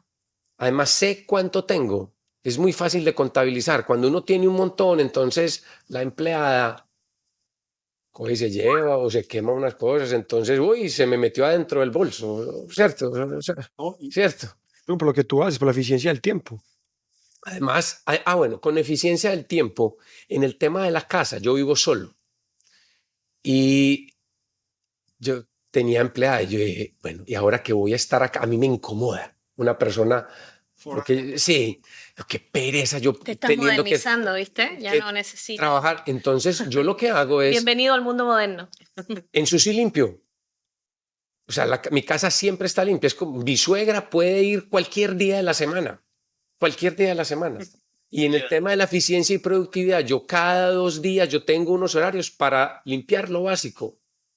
Bueno, o sea, siempre está limpio. Tú le pasas el dedo en los cuadros, no hay polvo. No hay polvo. Bueno, y en la empresa, ¿cuáles son los hábitos de todos los hábitos que involucran la vida sostenible, incluso el género? ¿Cómo va el trabajo en equidad y igualdad? Que podemos tener audiencia que puede o no puede estar de acuerdo respecto a que hay que hacer una diferencia en temas de género, pero es un issues. Sí. A ver, el tema de sostenibilidad, el tema de economía circular, así como tiene que estar atravesado por un tema de equidad, de contexto, también tiene que estar atravesado por un tema de diversidad, porque la diversidad nos trae diferentes perspectivas que enriquecen cómo lograr esos temas de sostenibilidad. Y la empresa es una empresa pública y pues tradicionalmente por ser una empresa ingenieril, muy operativa, eh, la- las mujeres no han tenido ese protagonismo que deberían tener, a pesar de que hoy nuestra gerente es una mujer, nuestra gerente general, la gerente del sistema maestro, que es todo, pues, el cerebro de la empresa de acueductos son mujeres, ingenieras y economistas muy capaces. Eh, Ese despliegue de la diversidad específicamente en temas de mujeres y hombres, aunque no es lo único, pues no ha sido ha sido un reto, pero hoy reconocemos como empresa la necesidad de traer esa diversidad de perspectivas. Y en general el nivel directivo y también el nivel operativo y administrativo ha sido muy receptivo a entender por qué es importante tener esa diferencia, diferentes perspectivas, esa eh, igualdad, equidad de género. Estamos empezando un trabajo con Naciones Unidas y con el Ministerio de Trabajo para desarrollar una ruta que nos enmarcada en el sello Equipares, que es una metodología desarrollada para asegurar la equidad de género en entornos laborales. Entonces, creo que estamos en el camino correcto. Desde el área de comunicaciones también se están desarrollando actividades que permiten entender qué es y por qué es relevante. Y yo creo que eso lo que contribuye es a fortalecer a las empresas. O sea, lo que contribuye es que se fortalece el talento humano y se crea un mejor ambiente de trabajo. Pues yo me voy a remontar un poquito al inicio. México, que tiene una cultura Uy, más bien no. machista. Sí, pero que además la seguimos, pues no solo aplicando, la seguimos como, sí, la seguimos poniendo en la televisión todo el tiempo, la podemos, o sea, no, obviamente nuestra cultura, nuestros artistas, pues todo el boom del cine en algunas épocas, sí, es un tema de orgullo y la música y todo, pero también hay unos componentes que tenemos que reconocer que son bastante fuera del contexto actual. Pienso que somos muy torpes como sociedad para entender la diversidad. Y yo creo que en esa torpeza se generan enormes problemas de manejo y de discriminación, ¿no? Hoy, por ejemplo, ni siquiera mucha gente estamos claros de cuál es la diferencia entre identidad, entre orientación, cierto. Y esa torpeza te lleva a no poder tomar decisiones asertivas en una organización o en una planeación de política pública o en unos procesos de innovación que detonen en que las personas, más allá de la identidad y de la orientación, encuentren eso que necesitan. Entonces, durante este último año que estuvimos trabajando específicamente con la construcción de hoja de ruta, había un componente diagnóstico donde con los diferentes sectores y representantes, tanto hombres, mujeres, etcétera, hablábamos y poníamos la pregunta, ¿no? Perspectiva de género. Y a mí lo que más me sorprendió era como la ausencia de que las personas estén conectando la necesidad de la perspectiva de género dentro de este nuevo paradigma. O sea, la gente está muy centrada en lo suyo, ¿no? En su área de trabajo, en su sector, y no lo están conectando con la necesidad de evolucionar, como si fuera un capítulo. Suspendido. Sí, y yo te digo, yo vengo de una familia donde una mamá súper empoderada, con un papá también, pero con una pareja que para su época yo creo que eran muy adelantados a su tiempo, ¿sí? Los dos trabajaban, los dos cocinan, los dos organizan, o sea, creo que si no logramos hacer esos procesos de formación, de empoderamiento en los niños, pues difícilmente vamos a poder hablar Y de niñas. organización. Y sí, obviamente, pues me hablo de niños, pues Niños como en y la, niñas, porque claro, también está en el lenguaje. claro, sí, y mira que no hemos sido capaces de uniformarlo. Y ahora surgen otros, ¿no? Que niñes y bueno, que yo todavía no logro como entender cómo funciona o que es políticamente correcto. pero que es súper importante empezar a poner la responsabilidad en nosotros, no en el otro, ni en las políticas, ni en terceros. Y vuelvo a lo que te decía. Iniciaste diciendo, hay unos gobiernos, Nueva Zelanda. ¿Quién los está liderando? Mujeres. Y por eso les decía aquí, como en el backstage, pienso que es la hora de las mujeres. O sea, el mundo se está transformando. El COVID nos vino a desnudar y a mostrar la fragilidad de muchas cosas, pero las decisiones las tenemos que empezar a tomar distinto, ¿no? Y las mujeres hoy ven el mundo, creo, más claro que el que nosotros hemos venido viendo. Entonces creo que tenemos que empezar a estar en estas mesas cuadradas redondas, donde todos pongamos lo que se tiene que hacer en temas de género. Sí, en eso Naciones Unidas ha dado directrices importantes. No sé, las mujeres toman las decisiones de consumo generalmente en las casas y en todo mundialmente. De Por lo tanto, reaprovechamiento, lo hablaste. exacto, las Ropa. mujeres toman las decisiones de consumo y son las más afectadas con el cambio climático, por las decisiones de migración, por las decisiones del hogar, del cuidado de los niños y todo. Estamos hablando de las sociedades tradicionales. ¿Medellín tiene algún programa que te parezca así como una victoria temprana respecto a la equidad de género y cambio climático? Sí, y mire, hoy yo creo que también hay que reconocer que somos analfabetas emocionales como sociedad y eso ha impedido que nos permitamos, siendo hombres y mujeres, conocernos a nosotros mismos y como, no llamemos sociedad, sino como cultura mundial latinoamericana. Hoy estamos llamados de pronto a entender un poco más esa alfabetización emocional y conocernos a nosotros mismos para darnos a conocer a los demás.